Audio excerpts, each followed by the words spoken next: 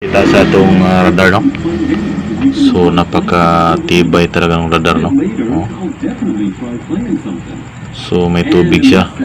So 7 meters ang lalim, no? 7 meters kita natin. 7 meters ang lalim, 7.20 meters ang lalim, no? So yan po nakita ng pag-scan natin, no? So radar ang gamit dito, radar.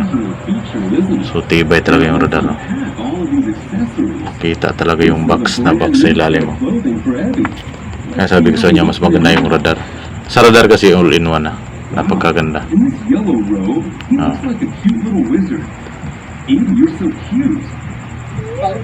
Kahit interpolate pa rin natin yung ulit. Yan, interpolation. So kanon pa rin, nakikita pa rin talaga. Ibig sabihin, nakita yung box sa ilalim. Yan. Pagkaganda ang tira ng radar. So congrats sa may mga radar. So yung customer natin, no, na nanghingi ng apps ng visualizer, sabi niya yung nakuha daw niyang radar binigay ng naka-hits. So swerte yung customer natin. Pero yung radar hindi galing sa atin. So binili daw yung customer niya at yung naka-hits na ay binigay sa kanya. Swerte yun. Naghingi siya sa atin ng visualizer. So binigyan din natin. So ayun, maganda pag paldo. Ano. Maraming salamat. And God bless. Ito po si Mindanao Countersign. So gaano ba daw kaganda ang radar? Ang radar po ay napakaganda kasi all na. Hindi ka na mahirapan kasi ito lang dala mo at ito, no? So napakaganda, all in one na. Tested up siya kasi tinitest natin ang gold. Ayaw kong magsabi nito kung hindi ko tinitest ng gold. Pag sinabi kong okay siya kasi tinitest na natin ng gold. So nasabi ko siya kasi tinitest na siya natin ng doon sa area yung tinitest natin na 24 karat gold, no? So ibig sabihin tested na po yung radar. So kasi ayaw ko kasi maniwala sa mga sabi-sabi lang, gusto ko ipatunayan, no? So mayroon pa yung isa. To itong isa, private ko to kasi kailangan ko to lalo sa site. Ayaw ko nang pumunta dyan sa mga putik, halimbawa putik, matubig, kailangan mo pang umubog doon para gamitin ito, di ba? Napakahirap, halimbawa putik, punta ka pa doon, anong putik, mahirap pa na. Ito long range, kahit doon ka lang sa daan, tabilang daan, kahit umupo ka lang sa sasakyan mo, long range mo na lang, makikita mo na yung ilalim. At pwede mo rin i-metal detector, at pwede mo rin i-locator. So yan ang kagandahan ng radar. Sa mga alam na, wala na tayong problema dyan. Sa di pa alam, pero maging advisable ko sa inyo, lalo sa mga wala pang gamit, no? Mas maganda yung radar. Pero may kamahalan lang, pero okay yung radar. Kasi nandyan na sa lahat, no? Hindi ka na kailangan magdala pa ng locator, metal detector, napakabigat. Ito, isa na lang, all-in-one, ito na lang dalhin mo. Nandyan na sa lahat, no? Metal detector, locator, pinakamaganda. So, di ko naman pinopromote yung radar, pero at least na-test natin na yung nakita talaga yung binao natin. Di ko naman nang ibig din mag-advertise, ano ba makukuha ko dito, wala naman ako makukuha nito. At least sinabi ko lang sa ating mga ka-TH para di malilito yung iba.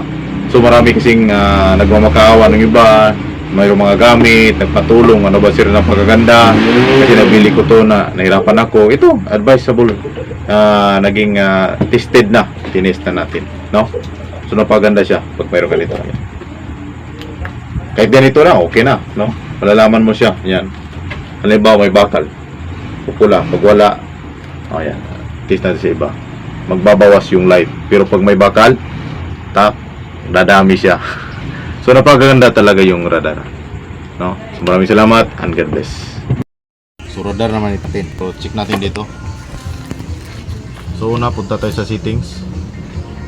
Hanapin natin yung connection Bluetooth. Bluetooth connection. Bluetooth. Tapos hanapin natin yung radar.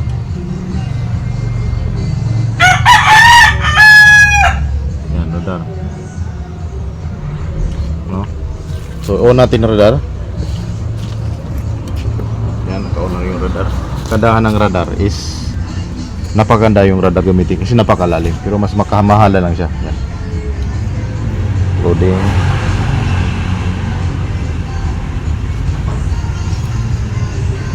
Yan, no? So nakita natin yung radar. So ang hanapin natin, mayroon siyang Tesla. Ang kagandahan sa radar is all purpose siya. Pwede sa Tesla, pwede sa scanner. Yan, scanner, no? Yan ang kagandahan ng Tesla. Check natin dito yung radar. So paired na siya, no? So naka-pairing na siya. So cancel natin. Ba? So dito tayo sa visualizer. So visualizer tayo. Loading ng visualizer natin. So napakalalim yung Tesla. So new files. So COM8 tayo kasi COM8 yung radar. Check natin yan kung magpula, no? So nagpula, so ibig sabihin okay. So ganito lang. So on natin to. So umilaw siya, yan umilaw. Ibig sabihin connection siya, naka-connect, no? Yung scanner. So punta tayo sa scan, no? Ito scan baba. So may audio scan din sa mga metal. So ang dami talagang option sa radar. So mahal-mahal lang. So click natin 3D scanning. So yan, okay na. Ground 3D scanning. So nakakonect na siya dito. So pindutin natin 1 2 3 4 5 6 7 8 9 10 11 12 13 14 15 16 17 18 19 22 23 24 25 26 27 na lumabas na, no? So ibig sabihin lumabas na. So try natin, no? I-detect natin dito.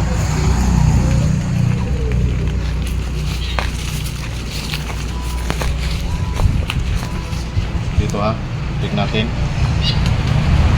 So harap kayo sa north pa rin. North ang harap nyo. I-detect natin yung ginto. So yan na. Tignan natin.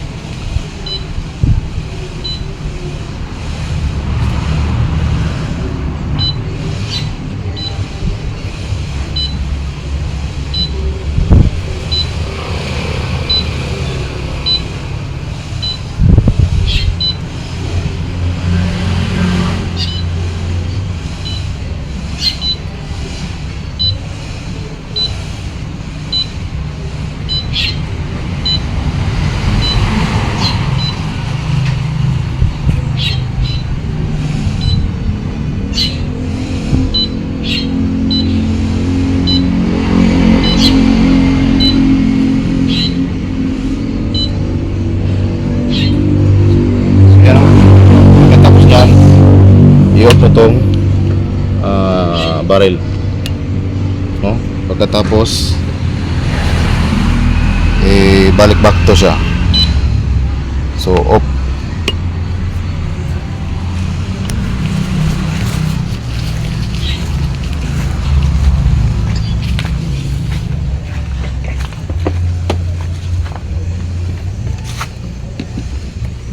Ito siya, tingnan mo. So atin natin dito para magkita natin. So ito ay nakita yung ginto, no? So lagyan natin ng kulay. Yan. Tapos press natin yung interpolation. Tapos correct all value para malaman natin ang ginto. Yan. So yan ang igo ng box, no? So nakita natin ito siya. Yan. Yan yung nakita. Ang lalim, no? So check muna natin yung lalim. Adjust muna natin. Yan. Tapos paikutin.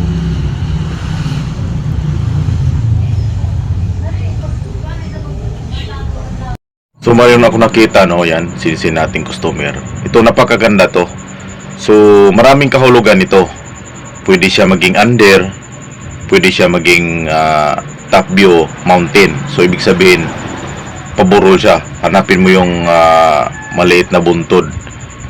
So maraming ibig sabihin nito. Mas maganda nito maging advice kung mayroon kang gadget, sir.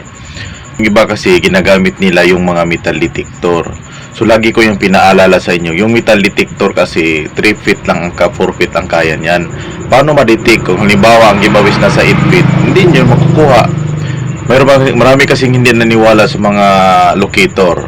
So kaya mga dami kasing mga sabi-sabi kasi hindi kasi pinag-aralan, no. Tulad ng Tesla na tinis natin.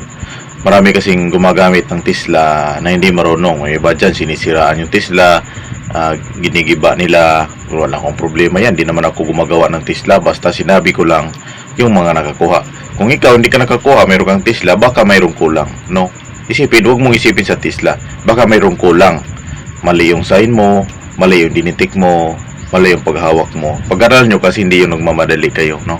So yun ang pinaka-importante, no? Sa ating mga katiis dyan na nahirapan, so mayroong isang katiis na galing sa ibang katiis na lumapit sa akin. Nagmamakawa siya, natulungan yung site niya. Yan, sabi ko sa inyo, bago kayo bumili ng gadget, itanong nyo muna kung tutulungan ba kayo mag-decode. Yan talaga ang pinaka-importante sa lahat, no? Yung hindi lang mayroon kang gadget na bili, yung tutulungan ka, nababasahin yung sign mo. Yan ang pinaka-importante. Hindi ibig sabihin may gadget ka na, may mga scanner ka, makakuha ka na, no?